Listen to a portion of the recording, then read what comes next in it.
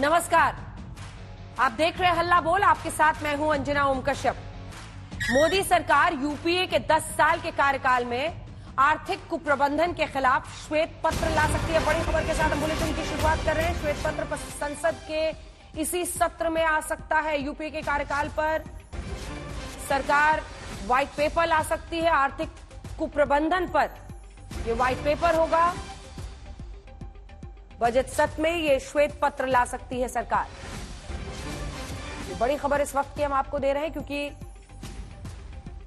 दरअसल भारतीय जनता पार्टी, अगर आप देखें तो ये 2024 है, चुनावी साल है। ऐसे में बजट को लेकर ये सत्र, बजट पेश करने के बाद बीते दिन प्रधानमंत्री नरेंद्र मोदी का धन्यवाद प्रस्ताव हुआ, और अब उसके बाद अगर श्वेत पत्र यूपीए कार्यकाल के वक्त की है तो डेटा के साथ सरकार दिखाना चाहती है कि उस वक्त क्या कुप्रबंधन हुआ था, तो जाहिर तौर पर उनका पक्ष भारी और हावी होता है। आज हम बात करेंगे पीएम मोदी की गारंटी की। आजकल जनता मोदी की गारंटी पर आंख मूंद कर भरोसा कर रही है, ऐसा दिख रहा है 3 राज्यों में। खासतौर पर हिंदी पट्टी के जो 3 राज्य थे उनके नतीजों में साफ हुआ। हालांकि तेलंगाना वो हारे भी, लेकिन मोदी की गारंटी से विपक्ष की बौखलाहट बढ़ जाती है। प्रधानमंत्री मोदी ने लोकसभा चुनाव में एनडीए की 400 से ज्यादा सीटों की गारंटी दी। उन्होंने कहा कि बीजेपी 370 सीटें जीतेगी। कांग्रेस कह रही है ईवीएम में गड़बड़ी होगी, तभी बीजेपी 370 जीत पाएगी। यानी फिर आ गया ईवीएम पिक्चर में। प्रधानमंत्री मोदी ने संसद में परिवारवाद, भ्रष्टाचार और ओबीसी पर रवैये को लेकर कांग्रेस को खूब घेरा। सबसे पहले साल 2019 के चुनाव में बीजेपी को पिछड़ों का पूरा समर्थन हासिल मिला। 44% ओबीसी ने बीजेपी को वोट दिया। वहीं 2014 में यह आंकड़ा 34% था। देखिए कैसे ग्रोथ हुआ है बीजेपी के लिए। वहीं आंकड़ा दूसरी तरफ कांग्रेस के लिए फिसलता चला गया, जहां वो 24 से 15 पर ऐसे धीरे धीरे पहुंच गए।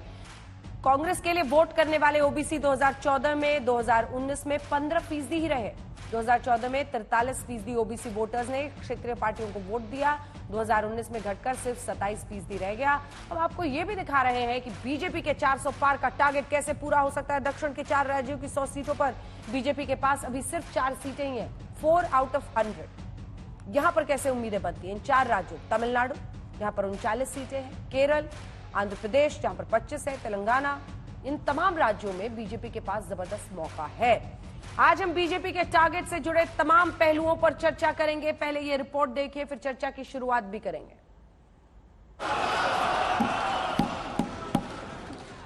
पूरा देश कह रहा है अब की बार, खड़गे जी भी कह रहे हैं। प्रधानमंत्री ने पहली बार लोकसभा चुनाव में बीजेपी की सीट का नंबर बता दिया। प्रधानमंत्री ने पहली बार लोकसभा चुनाव में एनडीए की सीटों का लक्ष्य बता दिया। प्रधानमंत्री ने पहली बार बता दिया कि सिर्फ 100 दिन बाद जो चुनाव होने हैं उसमें सत्तारूढ़ गठबंधन कितनी सीटें जीतने वाली है। देश का मिजाज एनडीए को तो 400 पार करवा ही के रहेगा, लेकिन भारतीय जनता पार्टी को 370 सीट अवश्य देगा। पीएम मोदी ने सीटों के टारगेट का खुलासा किया तो कांग्रेस में हड़कंप मच गया। तो दिखाते हैं कि 370 धारा हटाई, इसका मतलब 370 उनको तोहफा मिलेगी।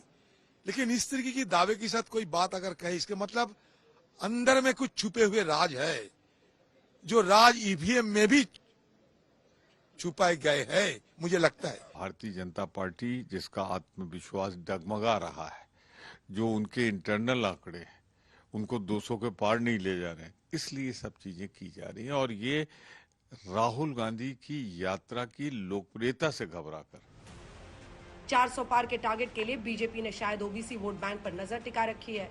पीएम मोदी ने पिछड़ों को लेकर विपक्ष पर हमला बोल दिया। कांग्रेस के हमारे साथियों को आजकल इस पर बहुत चिंता जताते हैं कि सरकार में ओबीसी कितने लोग हैं, कितने पद पर कहां, उसके हिसाब किताब करते रहते हैं। लेकिन मैं हैरान हूं, उनको इतना सबसे बड़ा ओबीसी नजर नहीं आता है। पीएम मोदी के जवाब में राहुल गांधी जाति जनगणना की मांग कर रहे हैं। हम चाहते हैं कि जाति जनगणना हो, हम चाहते हैं जिसकी जितनी आबादी है देश को पता लगे। आज ओबीसी वर्ग को ये नहीं मालूम कि ओबीसी कितने हैं देश में। तो प्रधानमंत्री जो भी कहना चाहते कहें, मगर जाति जनगणना जल्दी से कर दें और उससे घबराएं ना। 400 सीटों का टारगेट है, तो क्या बीजेपी भ्रष्टाचार को भी बड़ा हथियार बनाने की तैयारी कर रही है?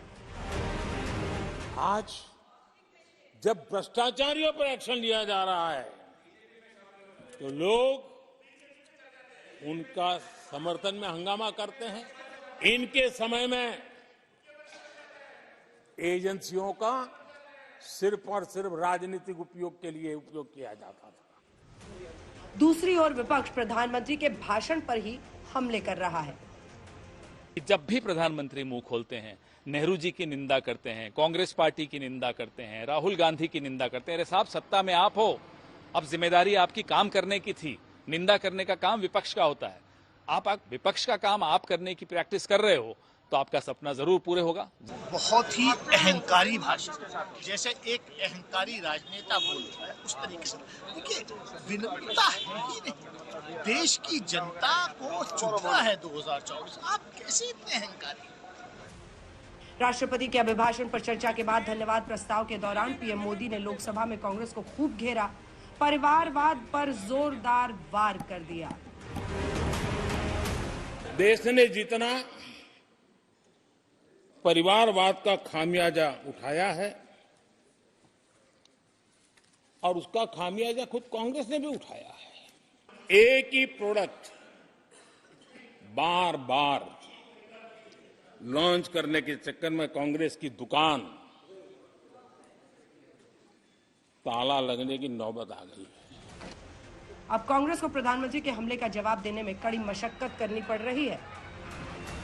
प्रधानमंत्री जी ने अपने वक्तव्य में जो कटुता और जो अहंकार व्यक्त किया, ये अहंकार को आने वाले 2024 के निर्वाचन में भारत की जनता जनार्दन इस अहंकार को भंग करेगी।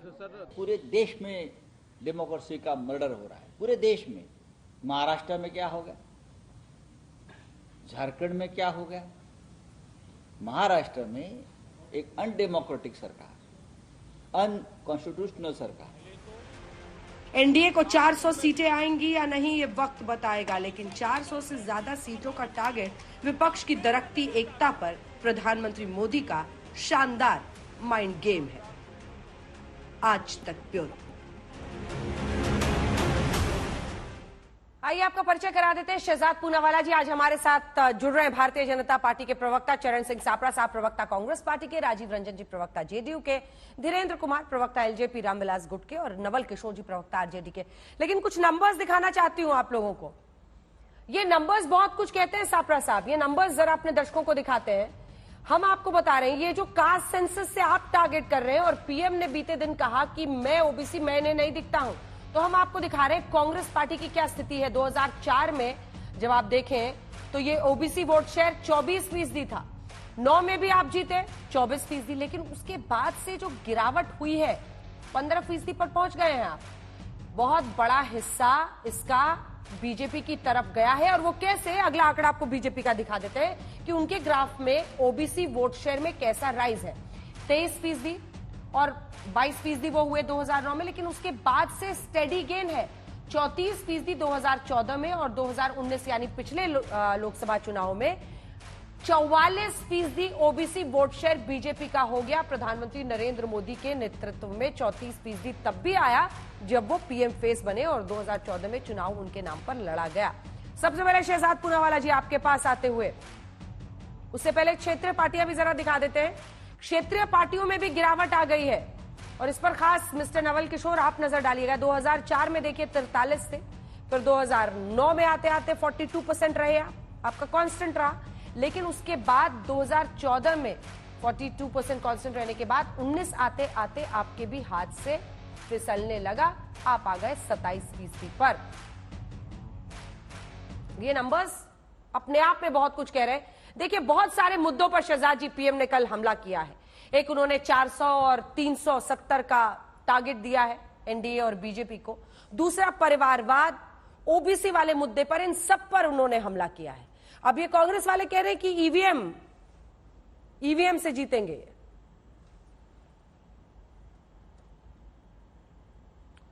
अंजना जी, यदि कल प्रधानमंत्री के संबोधन को ध्यान से सुना जाए तो आपको दो चित्र सामने नजर आएंगे। पहला चित्र है कि प्रधानमंत्री ने बताया डिसीजंस टेकन, जो निर्णय लिए, मिशन अचीव्ड, जो अचीव किया मिशन, और जो आगे के 1000 वर्षों का विजन, मतलब मिशन, डिसीजन एंड विजन। और दूसरी तरफ क्या है, ये एक इंडी गठबंधन है जिसमें केवल और केवल contradiction, confusion, politics of division, अपना अपना एम्बिशन और परिवार को, डायनेस्टी प्रोफेशन को कैसे आगे बढ़ाना है, ये है।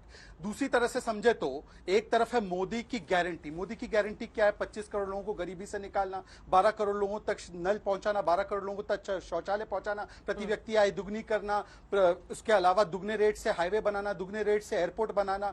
और दूसरी तरफ क्या है? दूसरी तरफ यह है कि केवल राहुल की नौटंकी, मोदी की गारंटी बनाम राहुल की नौटंकी या इंडी गठबंधन की नौटंकी। इसीलिए 22 तारीख को देखे क्या हुआ, रामकाज हुआ, प्राण प्रतिष्ठा हुई मंदिर में, मंदिर का निर्माण हुआ, और जैसे जैसे मंदिर का निर्माण आपके सामने दिख रहा है, इंडी गठबंधन का अवैध ढांचा गिरता जा रहा है, क्योंकि बुनियाद में क्या है? कंफ्यूजन, कॉन्ट्रडिक्शन और पॉलिटिक्स ऑफ डिवीजन। फिर 24 तारीख को रामकाज, क्योंकि राम जी की कहानी जो है वो शबरी मां के बिना अधूरी है, तो गरीब काज, कर्पूरी ठाकुर जी को सर्वोच्च सम्मान दिया गया। उसके बाद आप देखिए 26 तारीख को राष्ट्र काज, रिपब्लिक डे था। उसके बाद आप देखिए 1 तारीख को विकास काज, निर्मला जी ने बजट प्रस्तुत किया, और इनके पास कोई काम काज नहीं बचा। मैंने इतने सारे अपने काम गिना दिए, इनसे पूछिए इन्होंने क्या काम किया। अब ओबीसी का रट लगाते हैं राहुल गांधी, जरा एक बार उनसे पूछ लीजिए इतने वर्ष ओबीसी प्रधानमंत्री क्यों नहीं बनाए। चलिए छोड़ देते हैं, आउट ऑफ सिलेबस हो जाएगा। हमारे प्रधानमंत्री आज की तारीख में जिन्होंने टेन्योर कंप्लीट किया वो ओबीसी, आने वाले टेन्योर का भी प्रधानमंत्री तीसरी टर्म जो कंप्लीट करेंगे और तीसरी टर्म में जो जाएंगे वो है ओबीसी प्रधानमंत्री। आप अपने इंडी गठबंधन का बता दीजिए ओबीसी प्रधानमंत्री। कास्ट सेंसस की ये बात करते हैं, कास्ट सेंसस रोका किसने था 51 में, जरा बता दीजिए। नेहरू जी का क्या व्यू था कास्ट सेंसस पर, बता दीजिए। मंडल कमीशन पर इंदिरा जी का क्या व्यू था, राजीव गांधी का क्या व्यू था, और राजीव गांधी ने तो स्वयं जाकर मंडल का विरोध किया था। उसके अलावा यह भी पूछ लीजिए कि कर्नाटका में सरकार है, वहां पर कास्ट सर्वे काहे रोक लिया आपने? आपकी छत्तीसगढ़ में सरकार थी, काहे उसको रिजल्ट बाहर नहीं किया? आपको इंटरव्यू दिया था भूपेश बघेल ने, अंजना जी याद है आपको? और उसके बाद पूछ लीजिए हिमाचल में काहे नहीं कर देते, हिमाचल में तो सरकार है उनकी, वहां पर भी कास्ट सर्वे, कास्ट सेंसस करवा दीजिए। ठीक है, दोनों पर जवाब लेते हैं उनसे। इनकी जो केवल बातें हैं ये केवल डिवीजन, ये लास्ट एक वाक्य। देखिए, हमने पॉलिटिक्स ऑफ मिशन, और ये एक और बात कह दूं, हमारे साथ रामलला है। रामलला मतलब आर फॉर राष्ट्रीय सुरक्षा, एम फॉर महिला, एल फॉर लाभार्थी, लाभार्थियों का वर्ग, L for leadership and A for अर्थव्यवस्था। हमारे साथ गीता है, ग्रोथ, इंफ्रास्ट्रक्चर, टेक्नोलॉजी, आत्मनिर्भरता। इनके साथ क्या है? केवल सनातन को उजाड़ने की बातें करने वाले लोग, विभाजनकारी सोच रखने वाले लोग, मारन जैसे लोग जो उत्तर भारतीयों को गालियां देते हैं, और जो लोग देश को बांटना चाहते हैं धर्म के आधार पर, भाषा के आधार पर, और इस प्रकार से। तो मुझे लगता है रामलला जिसके साथ, गीता जिसके साथ, उसकी जीत सुनिश्चित। ठीक है, आपने फुल फॉर्म रामलला और गीता दोनों का सुन लिया। सापरा साहब, आपके पास आते हुए पीएम ने भी बीते दिन कहा कि अलाइनमेंट ही गड़बड़ हो गया अलायंस का। अब सवाल यह है कि फायदा तो कुछ होता दिख नहीं रहा है, सीट शेयरिंग आपकी एक भी स्टेट में हो नहीं पाई है, लेकिन सनातन पर जो विरोधी बयान देते हैं ऐसे लोगों को डिफेंड करते हुए कांग्रेस पार्टी नजर आती है। बड़ा सवाल यह है सापरा साहब कि इनके पास प्रधानमंत्री नरेंद्र मोदी की करिश्माई शख्सियत है। आप जितना भी आंखों पर पट्टी बांध ले, आपको ये एहसास अंदर अंदर होगा कि आपका मुकाबला मोदी से है। दूसरी तरफ लाभार्थी हैं उनके पास, एक बहुत बड़ा हिस्सा है। प्रधानमंत्री नरेंद्र मोदी जिस तरह से आगे बढ़ रहे हैं, वो श्वेत पत्र ला रहे हैं यूपीए के कुप्रबंधन के खिलाफ, कैसे मुकाबला करेंगे? ना सीट शेयरिंग हो पा रही है, ना कोई ऐसी करिश्माई शख्सियत आपकी तरफ दिखती है जिसकी वजह से आप लोग जीत का दम भरे। दोनों पर आपका जवाब। अंजना जी, आपने सीट शेयरिंग की बात की, मुझे बताइए क्या एनडीए के अंदर सीट शेयरिंग हो चुका है? क्या यह तय हो गया कि चिराग पासवान को कितनी सीट मिलेगी, पशुपति पारस को कितनी सीट मिलेगी, या जीतन राम मांझी को कितनी सीट मिलेगी, उपेंद्र कुशवाहा को कितनी सीट मिलेगी? क्या यह तय हो गया कि अपना दल को कितनी सीट मिलेगी? तो ये तमाम सारे सवाल जो है ये मात्र इंडिया गठबंधन से पूछे जाते हैं। क्या एनडीए ने ये सारी चीजें तय की है? मीडिया का भी जो लेंस है ना, वो मात्र इंडिया गठबंधन पर ही टिका हुआ है। चरण जी, कम से कम उस लेंस को घुमा या तो करके आपकी इस बात पर मैं आपके साथ, ठीक है, एक सेकंड चरण जी, चूंकि आपने मेरे सवाल पर क्वेश्चन रेज किया इसलिए मैं जवाब दे रही हूँ। मेरा कोई इतना सा भी मन नहीं है कि मैं आपके साथ बिना मतलब की बहस में उलझूं। इसकी वजह क्या है आप भी जानते हैं कितनी सीटें आई थी आपकी पिछली बार? इनकी 303 आई हैं, अपने दम पर सरकार बना रहे हैं, अब 370 का दम भर रहे हैं। अगर आप बोल सकते हैं तो बोलिए ना कि अकेले अपने दम पर हम 370। आप तो धुर विरोधी आए ही इसलिए कि सीट शेयरिंग करना था, तो ये सवाल आप ही से पूछा जाएगा। काहे उजड़ते रहते हैं, घुसाते रहते हैं? ना अंजना जी, मैंने तो इतना ही कहा। आप क्यों नाराज हो रही हैं मेरे से? मैं आपको नाराज नहीं करना चाहता था। मैंने तो इतना ही कहा कि ये लेंस हमारी जगह में थोड़ा उधर भी घुमा लेंगे तो पता चल जाएगा। मैंने तो नाम लेके कहा, पशुपति पारस, चिराग पासवान, तमाम सारे, उपेंद्र कुशवाहा, सारे नाम लिए। ये बता दें कि महाराष्ट्र के अंदर क्या सीट शेयरिंग हो गया? अजित पवार को कितनी सीट मिलेगी, या फिर जो शिवसेना शिंदे गठ है उसको कितनी सीट मिलेगी? अरे शिंदे गठ के व्यक्ति को तो गोली मार दी है बीजेपी के एमएलए ने, आपके भी ध्यान में होगा। और क्या हो रहा, नासिक के अंदर छगन भुजबल वर्सेस शिंदे गठ का जो एक एमएलए वो चल रहा है। यहां पर पंकजा मुंडे वर्सेस शिंदे गठ चल रहा है। एकनाथ शिंदे के बेटा जो है उसका जो है बीजेपी के जो मंत्री हैं रविंद्र चौहान, उसके साथ नहीं बन रही है। उनकी जूतम पेजार सड़कों पर हो रही है। अदिति तटकरे जो है कोंकण के अंदर, उसकी भरत गोगावले के साथ, शिंदे गठ के साथ में नहीं बन रही है। वहां पर जूतम पेजार मीटिंग में खुलेआम हो रही है। तो ये सवाल मात्र इंडिया गठबंधन को ही पूछा जाता है या कांग्रेस को पूछा जाता है? क्यों नहीं ये सारी चीजें जो मैंने अभी कही है, ठीक, ये आपके चैनल ने भी दिखानी चाहिए ना। खैर जाने दीजिए, मैं उसमें नहीं जाता हूं। अब मैं ये बात पे आता हूं कि नरेंद्र मोदी जी का जो भाषण हुआ वो कुछ नहीं, मात्र अहंकार था। यानी सत्ता का नशा जो सिर पर बैठा हुआ है, वो सत्ता के नशे में धुत होकर के कल बोले हैं जितनी चीजें बोले हैं। ये बता दें कि मोदी की गारंटी कहते हैं, तो मोदी की गारंटी क्या महंगाई बढ़ाने की है? मोदी की गारंटी क्या बेरोजगारी बढ़ाने की है? 8.7% महंगाई हो गई है। क्या मोदी की गारंटी है कि किसान उत्पीड़न होता हो, कि किसानों की जो लागत है वो बढ़ जाए? क्या मोदी की गारंटी है कि महिला खिलाड़ी सड़कों पर रौंदी जाए और उनकी तरफ में कोई सत्ताधारी पक्ष देखे ना और नरेंद्र मोदी का भी वक्तव्य ना आए? क्या मोदी की गारंटी ये है कि मणिपुर के अंदर 2-2.5 महीने वहां पर दंगे चलते रहे लेकिन प्रधानमंत्री वहां पर शब्द न बोले, उसके ऊपर ध्यान न दें? तो ये तमाम सारी चीजें हैं। 2024 की जो लड़ाई है ना अंजना जी, ये मोदी वर्सेस मुद्दा होगी। एक तरफ मोदी होंगे और एक तरफ मुद्दे होंगे, और मुद्दे यही होंगे: बेरोजगारी, महंगाई, आर्थिक विषमता, किसानों का उत्पीड़न, महिलाओं का उत्पीड़न, ये तमाम सारे मुद्दे, नफरत, जिस तरह से नफरत फैलाई जा रही है, इन मुद्दों पर चुनाव लड़ा जाएगा 2024 का। ठीक है, एक छोटा सा जवाब शहजाद जी, फिर मैं अन्य मेहमानों के पास जाऊंगा। अंजना जी, बड़ा हास्यास्पद स्थिति है। ये कहते हैं मोदी बनाम मुद्दा होगा, मतलब मुद्दे इतने व्यापक और बड़े हैं। तो भाई बताइए, नॉर्थ से लेकर साउथ तक, ईस्ट से लेकर वेस्ट तक जो जानी दुश्मन रहे उनके गले काहे मिल रहे हैं? मोदी को हराने के लिए एक साथ आ रहे हैं। एनसी पीडीपी जानी दुश्मन एक हो गए, आम आदमी पार्टी, कांग्रेस पार्टी पंजाब दिल्ली में जानी दुश्मन एक हो गए, तृणमूल कांग्रेस लेफ्ट जानी दुश्मन एक हो गए, केरला में कांग्रेस और लेफ्ट जानी दुश्मन एक हो रहे हैं और कह रहे हैं मुद्दे बहुत बड़े, तो मुद्दों पर लड़िए, अकेले आइए सामने, सारी 550 से अधिक सीटों पर लड़िए कांग्रेस पार्टी और हम एक साथ एक दूसरे के खिलाफ। दूसरी बात, इन्होंने सीट शेयरिंग की बात की। अंजना जी, मैं आपको अंतर दिखाता हूं। एक बार एकनाथ शिंदे जी के कैंप से किसी का वक्तव्य आया सीट शेयरिंग को लेकर, तुरंत एकनाथ शिंदे जी ने कहा कि ये सारी बातें हम लोग अंदरूनी तौर से चर्चा करेंगे। अब दूसरा इनका देखिए, टीएमसी को ये कहते राष्ट्रपति शासन लग जाए, वहां ममता दीदी कहते 40 सीटें नहीं आएंगी, ये फोटोशूट कराते, माइग्रेटरी बर्ड है। केरला में ये कहते विजयन जी जो है कावर्ड साइकोपैथ है। महाराष्ट्र में एक संजय दूसरे संजय को कहते हैं कि आपको जीरो से स्टार्ट करना पड़ेगा, दूसरे संजय कहते हैं आपकी टूटी फूटी हुई पार्टी है। और किस प्रकार से एक दूसरे को भरपेट गालियां देते हैं। और फिर हमें कहते हैं, और एक थी कांग्रेस, चरणजीत सापरा जी, देखे मैंने आपके बीच में नहीं बोला, चरणजीत सापरा मैंने आपके बीच में नहीं बोला, कम से कम इतना तो आप धैर्य रख सकते हैं, अपनी अपनी बारी में रखिए, आपने बोल दिया है वो पॉइंट। अब मैं आपसे पूछना चाहता हूं, वहां गोली चलाई तो उसके ऊपर कानूनी कार्रवाई भी हो रही है, परंतु बताइए खैरा की गिरफ्तारी क्या मानते हैं आप? लोकतंत्र बचाने के लिए खैरा की गिरफ्तारी को कहते हैं लोकतंत्र के खिलाफ है। वहां पर विजयन जी सुधाकरन को गिरफ्तार करे तो विजयन जी लोकतंत्र के खिलाफ है। वहां पर कहते हैं तृणमूल कांग्रेस ने हमारे ऊपर हमारे पोस्टर फाड़ दिए तो लोकतंत्र के खिलाफ तृणमूल कांग्रेस है, और दिल्ली में आकर लोकतंत्र इन्हीं के साथ बचाएंगे। तो मुझे लगता है कम से कम अपनी बातों में कुछ कंसिस्टेंसी रखिए। और चरणजीत सापरा जी, मैं फिर से आपको बता रहा हूं, आपने किसानों की और महंगाई की बात की, महंगाई पर बोल देता हूं, आपका एवरेज इन्फ्लेशन 8.5%, 2012 से 14 तक 10% के ऊपर, आज 5.5% है, जबकि 3 परिस्थितियां थी, 2 युद्ध थे और कोविड का क्राइसिस था। आप बता दीजिए आंकड़ों के साथ। दूसरा, आपने किसानों की बात की, स्वामीनाथन कमीशन रिपोर्ट कब लागू हुई? आपने 2008 में बनाई, 14 में लागू हमने करवाई। आपने कितना किसानों को दिया था एमएसपी? धान और राइस, धान और गेहूं को देख ले तो आपने 5.5 लाख करोड़ दिया, हमने उसको 11 लाख करोड़ कर दिया। आप देख लीजिए कि किसानों के लिए 25,000 करोड़ का बजट छोड़कर जाते थे, 1,25,000 करोड़ का बजट हमने किया। तो मुझे लगता है कि आंकड़ों पर चर्चा होनी चाहिए। आप अपना रखिए, मैं अपना रख रहा हूं रिपोर्ट कार्ड, और बताइए। छोटा सा, एकदम छोटा सा जवाब दीजिएगा। लेकिन ममता दी को भी आपको समझाना पड़ेगा, क्योंकि वो कभी कहती है कि 40 सीटें सिर्फ कांग्रेस जीतेगी, ममता दी कहती है कि सीट शेयरिंग नहीं करेंगे। समझा देंगे? अच्छा, कोई बात नहीं, उस पे भी मैं बोलूंगा, लेकिन पहले किसानों पे बोल लूं। किसानों को इन्होंने वादा किया था C2 प्लस 50% देंगे, क्या आपने दिया है?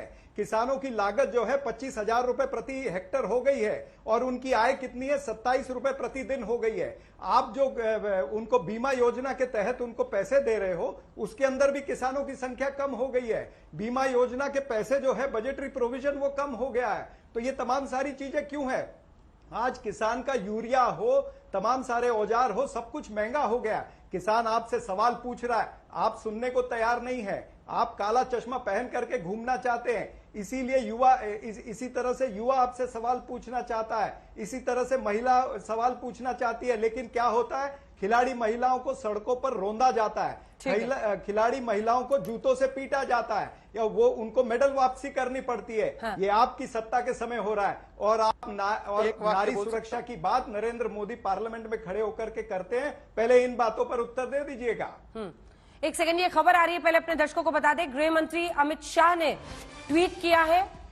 गृह मंत्री अमित शाह ने कहा है, देश की सुरक्षा को लेकर सरकार का ये बड़ा फैसला है जो हम आपको बता रहे हैं।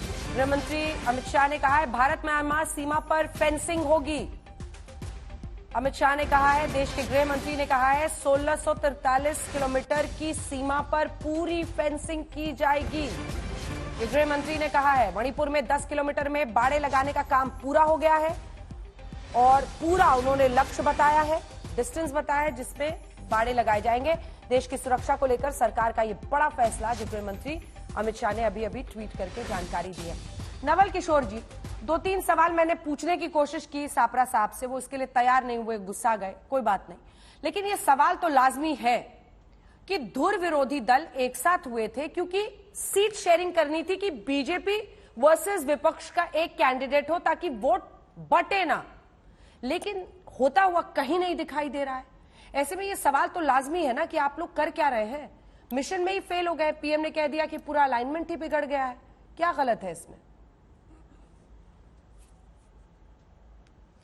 नहीं, प्रधानमंत्री जी अगर विपक्ष को कह रहे हैं कि उनका अलाइनमेंट खराब है, तो उनके भाषा क्यों खराब हो रहे हैं? उनके अपने संतुलन क्यों खराब हो रहे हैं? उनको निश्चिंत रहना चाहिए कि वो 400 क्यों 500 पार जा रहे हैं। 400 पार तो राजीव गांधी भी चले गए थे।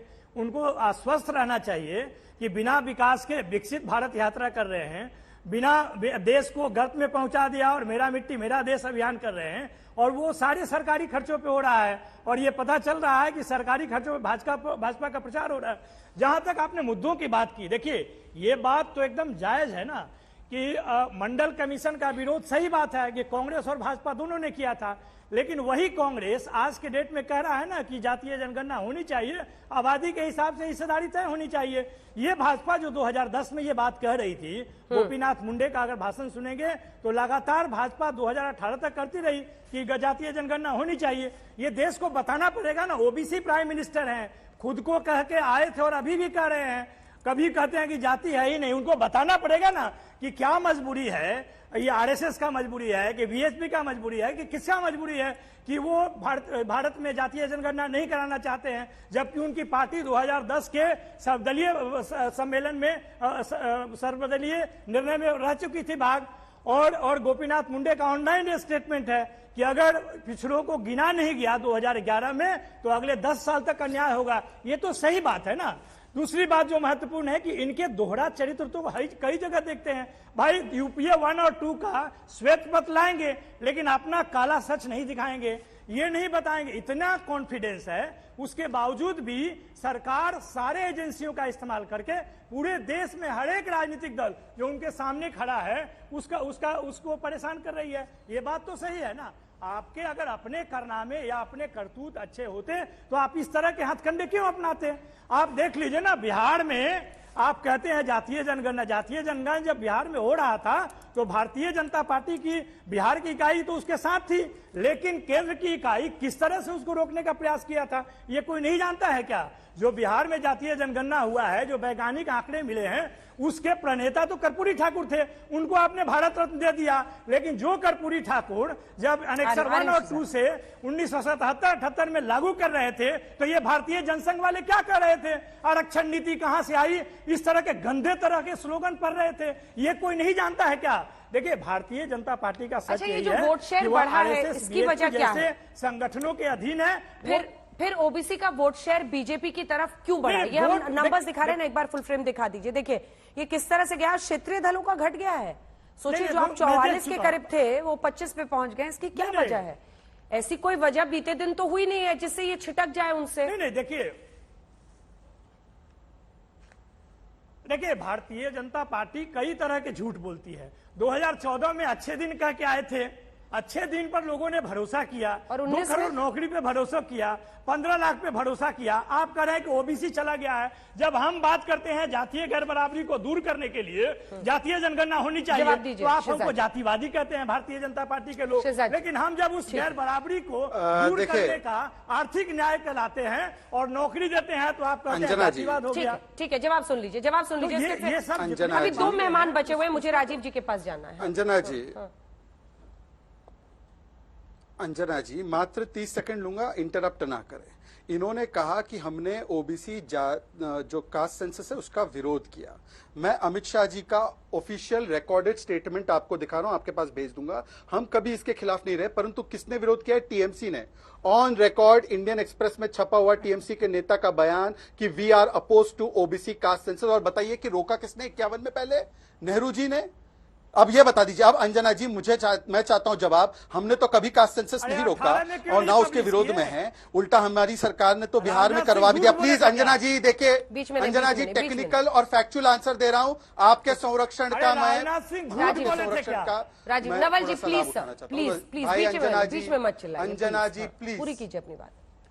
अंजना जी मैं स्पेसिफिक सवाल जवाब देते हुए पूछ रहा हूं। हमारा स्टैंड मैंने ऑफिशियल प्रवक्ता के रूप में अमित शाह जी का कोट किया है। अब टीएमसी के ऑफिशियल स्टैंड पर बताइए कि आप इंडी गठबंधन में उस टीएमसी के साथ कैसे जो इसका विरोध कर रही है। और दूसरी बात कि 1951 में किस प्रधानमंत्री ने इसको रोका, ये आप कौन बनेगा करोड़पति का क्वेश्चन के रूप में या जीके क्वेश्चन के रूप में, जो चाहिए आप उस प्रकार से उसको लीजिए और उसका जवाब दीजिए कि रोका किसने, ये जरा बताइए। और 36 साल क्यों लग गए कर्पूरी ठाकुर जी को भारत रत्न मिलने में? वहां पर तो आपकी सरकार थी 4 से 14। ठीक है राजीव जी आप दे देते ना। और समय जनसंघ ने विलय कर दिया था जनता पार्टी में, तो जनसंघ के बारे में झूठ मत बोलिए। राजीव जी कास्ट सेंसस का कार्ड क्या चलेगा? क्योंकि ये तो तय है, अब आप लोग उधर से एनडीए में आ गए हैं, लेकिन इस कास्ट सेंसस और कास्ट सेंसस के आधार पर आरक्षण बढ़ाएंगे, 50% से ऊपर ले जाएंगे, राहुल गांधी कह रहे हैं। आपको लगता है कि ये कार्ड चलने वाला है? क्योंकि पीएम बार बार कहते हैं कि जाति में मत बांटो, और पिछली बार 2 बार चुनाव में तो भरोसा ओबीसी का सबसे ज्यादा उन्हीं पर रहा। देखिए मैं समझता हूं बिहार के जो ये फैसले हैं, चाहे वो नौकरियों का फैसला या जातीय सर्वे का फैसला, वो देश की राजनीतिक दिशा को तय करने में एक महत्वपूर्ण भूमिका का निर्वहन करें। सैद्धांतिक तौर पर भारतीय जनता पार्टी के साथ भी कोई इस सवाल पर विरोध इसलिए नहीं है कि इन फैसलों में बिहार में भारतीय जनता पार्टी साथ में शामिल रही है और जो सर्वदलीय बैठकें हुई हैं उसमें भारतीय जनता पार्टी की ओर से कभी कोई आपत्ति नहीं आई, कभी कोई विरोध नहीं। अब सवाल ये है कि अब मैं कई बार सुनता हूं कि जातीय जनगणना और नौकरियों को लेकर के बिहार में आरजेडी ये कहती है कि हमारा फैसला, हमारा वादा था, हमने पूरा किया।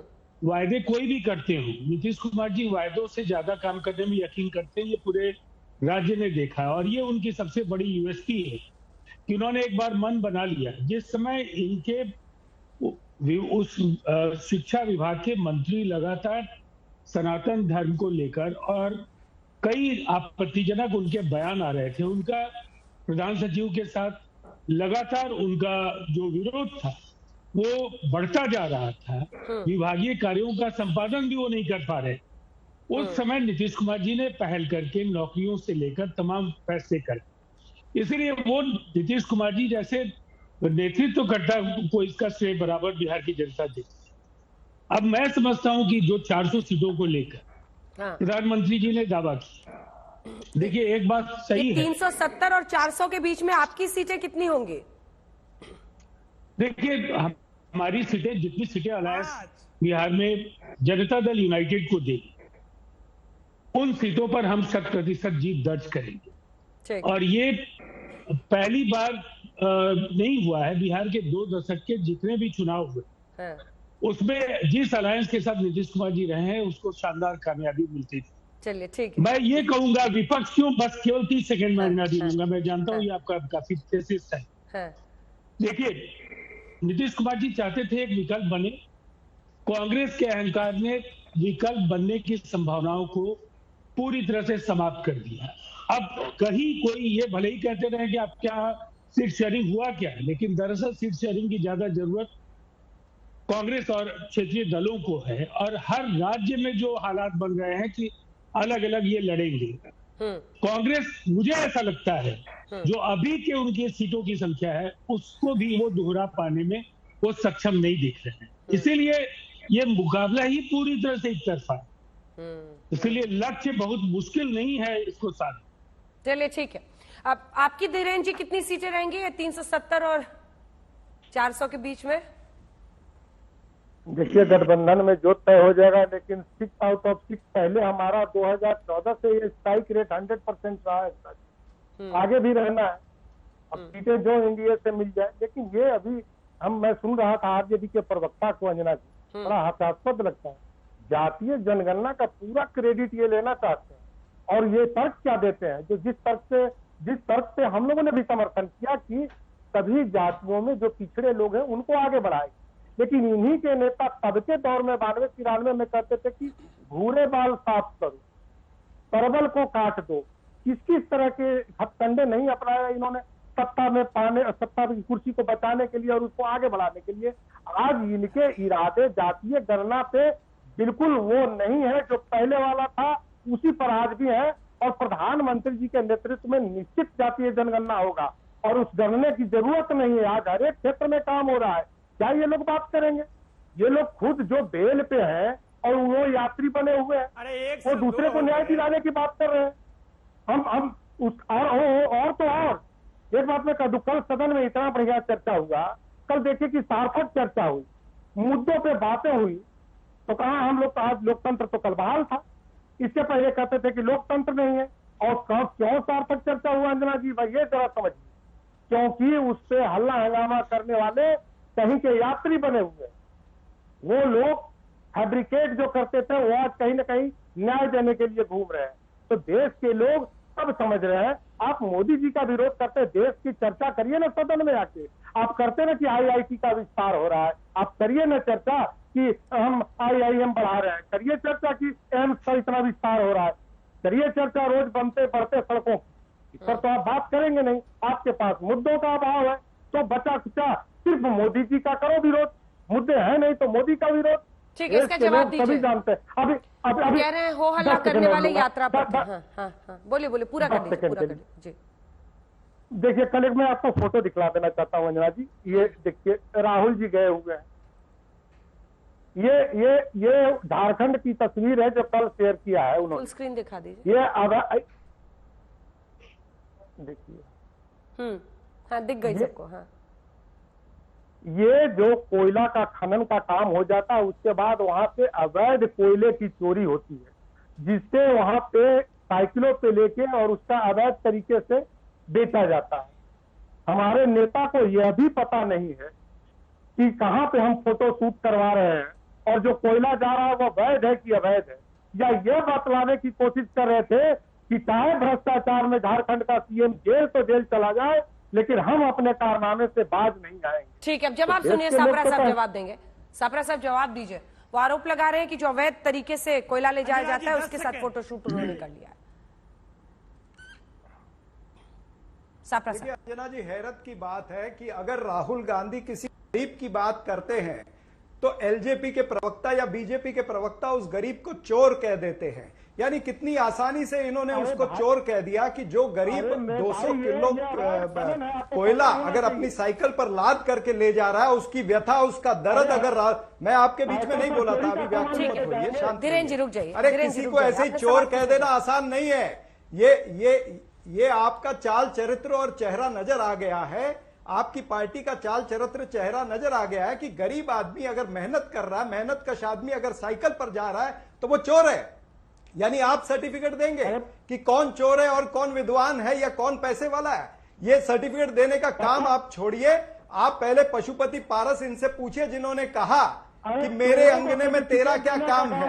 आपकी हालत ये है, आपसे कोई उत्तर देते बनता नहीं है। मैं इसकी निंदा करता हूं, मैं इसकी निंदा करता हूं। इसी तरह से भारतीय जनता पार्टी भी, चाहे वो कोविड के समय श्रमिक थे, चाहे वो कोई आज का श्रमिक है, उस श्रमिक की आज तक इन्होंने कोई बात नहीं पूछी है, उनके दुख दर्द को नहीं समझा है। ये उद्योगपतियों की सरकार है, कॉरपोरेट के टैक्स माफ होते हैं, सोने चांदी पर, हीरे पर जो जीएसटी है वो कम लगता है, लेकिन जीवन आवश्यक वस्तुओं पर ज्यादा लगता है। यानी जो जरूरत की चीजें हैं वो महंगी होंगी, अमीर अमीर होगा, गरीब गरीब होगा। ये भारतीय जनता पार्टी और इनके सभी जो पार्टनर है, जो अलायंस पार्टनर है एनडीए के, उन सबका ये सिद्धांत है। ठीक है, क्या कह रहे हैं धीरेन्द्र जी? बार बार आप फोटो दिखा रहे हैं, सिर्फ एक लाइन बोलिए, मुझे जाना है शहजाद जी के पास। इनको ये भी पता नहीं है कि जो मैं कह रहा हूँ पूरे जिम्मेवारी से कह रहा हूँ कि अवैध रूप से होता है, और जिस तरह से ये कह रहे हैं तो क्या सिर्फ छोड़िए जिम्मेवारी से, अगर अवैध से हो रहा तो वहां पर पुलिस एक्शन भी हो सकता था। ठीक, अगर तो वो पुलिस एक्शन से हो रहा है, अरे आपको जानकारी नहीं है, सुरक्षा अरे आप कभी आज तक माने हैं क्या? कोई सुरक्षा कभी आज तक आपके नेता ने माना है क्या? ठीक है शहजाद, कभी आज तक माना है क्या? क्या वहां पर अंधा कानून चल रहा है ये आप देखिए अंजना जी और उसके शहजाद, अरे भाई अंजना जी, मेरा समय है, मेरा नाम लिया गया है तो मुझे बोलने तो दीजिए। शहजाद, वैसे सारे लोग हिमायती है अल्पसंख्यकों के अधिकार के। ये एकलौता अल्पसंख्यक बैठा है तो उसको बोलने नहीं दे रहे। बोलने दीजिए, अल्पसंख्यक समुदाय से हूं मैं, मुझे भी तो बोलने दीजिए। अच्छा सुन लीजिए, अब देखिए कैसे मुस्कुराने लगे नवल जी, चुप ही हो गए एकदम। बढ़िया, अच्छा सुन लीजिए, आप सुन लीजिए ना, काहे बीच में डिस्टर्ब करते हो? प्रोफेसर हो भाई, प्रोफेसर की तरह कभी पेश तो आइए, प्रमाण तो दीजिए प्रोफेसर होने का। अच्छा सुनिए अंजना जी, सुनिए ना, ये कभी माने हैं चोर को चोर? ये लालू जी 4 बार कन्विक्टेड चारा चोर है, ये मानेंगे क्या? गठबंधन टूट जाएगा इनका। ये पूछिए इनसे कि जेएमएम के 3 सांसद कन्विक्ट हुए थे ना भ्रष्टाचार में, हम तो थे नहीं तब ना सत्ता में। ये मानेंगे जेएमएम के 3 सांसद और जेएमएम का चरित्र चोरी वाला है? अभी ये मानेंगे क्या आम आदमी पार्टी जो चोरी करती है, शराब घोटाले से लेकर दवा से लेकर दारू तक, तो क्या मानने को तैयार है? परसों तक तो मान रहे थे, आज मानना बंद कर दिया है इन लोगों ने।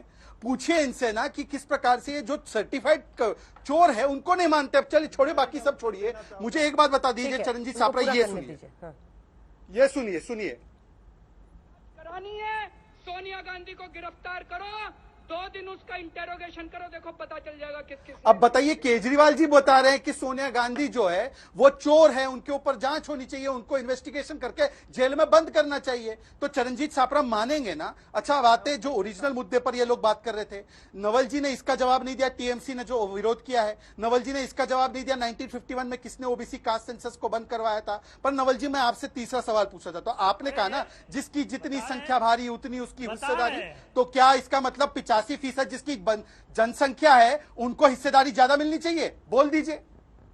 अगर यही तर्क है, और ओबीसी को लेकर जो रेवांत रेड्डी ने कहा ओबीसी का डीएनए कमतर होता है, कुर्मी का डीएनए कमतर होता है, उस पर आरजेडी का क्या स्टैंड है? रेवांत रेड्डी ने तो ये इंडिया टुडे के मंच पर कहा था, उस पर एक को बार तो बता दीजिए। ओबीसी के शुभचिंतक बनते, हमने बनाया मोहन यादव जी को मुख्यमंत्री, हमने बनाया विष्णु जी को मुख्यमंत्री, हमने दिया उनको वहां पर जगह। 85% हमारे सांसद, 85 सांसद ओबीसी समाज से, और आपने क्या दिया? रेवांत रेड्डी जिसने गाली दी ओबीसी समाज को। बताइए, जवाब दे दीजिए पहले सापरा साहब, फिर आऊंगे आपके पास नवल जी। सापरा साहब जवाब दीजिए। उन्होंने पुरानी बाइट सुनाई केजरीवाल जी। देखिए अंजना जी, इन्होंने हाँ, तो मैं भी इनको पुरानी बातें याद दिलाना चाहता हूं कि हेमंता बिस्वा शर्मा को यही लोग, भारतीय जनता पार्टी के लोग, पानी चोर कहते थे। आज उस पानी चोर को इन्होंने मुख्यमंत्री बना दिया है। शुवेंदु अधिकारी को ये कहते थे भाग शुवेंदु भाग, आज वो शुवेंदु विपक्ष का नेता बन गया है। और नारायण राणे को महाराष्ट्र का सबसे भ्रष्ट मंत्री कहते थे, नारायण राणे केंद्रीय मंत्री बन गए। उसी तरह से अजीत पवार चक्की पीसिंग 70,000 करोड़ के घपले की बात नरेंद्र मोदी करते हैं और तीसरे ही दिन उनको अपने साथ में सरकार में शामिल करते, अपनी गोद में बिठा लेते हैं। कहां है आपके ईडी के समन? क्यों नहीं छगन भुजबल को अभी समन जाता? क्यों नहीं हसन मुशर्रफ को जाता? क्यों नहीं प्रफुल्ल पटेल को समन जा रहा है? क्यों नहीं यामिनी यादव को जा रहा? क्यों नहीं प्रताप सरनाइक को समन जा रहा? ये सब क्या हो रहा है आपके नजरों के सामने? और नरेंद्र सिंह तोमर का बेटा 10,000 करोड़ का उसके ऊपर आरोप लगा है। जगमनदीप सिंह चंडी उधर कनाडा से बैठ करके ईमेल आईडी दे रहा है, फोन नंबर दे रहा है, कह रहा है कि सारी एजेंसियां मुझसे कांटेक्ट करें, मैं सारे प्रूफ देने के लिए तैयार हूं। लेकिन एक भी एजेंसी जो है वो जगमनदीप सिंह को कांटेक्ट नहीं करती है। तो ये क्या हो रहा है? एपीजी देखिए, इन्होंने कई सारे नाम लिए, पर मैं दो स्पेसिफिक नामों का जवाब वक्त कम है,